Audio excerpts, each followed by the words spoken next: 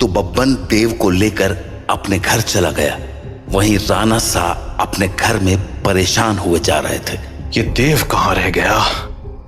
अब तक घर क्यों नहीं आया? काकी को पूछता हूं। हेलो काकी।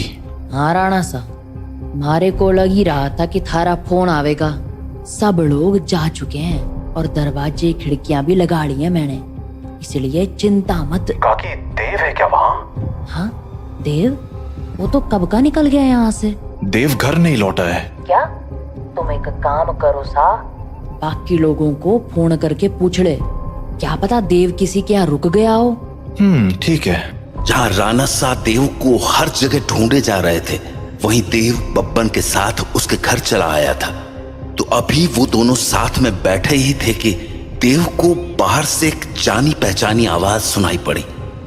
बब्बन, ओ बब्बन, देख मैं आ गई। ये तो मेरी मम्मी की आवाज है। सही पहचाना छोड़े, तारी मम्मी ही है बाहर।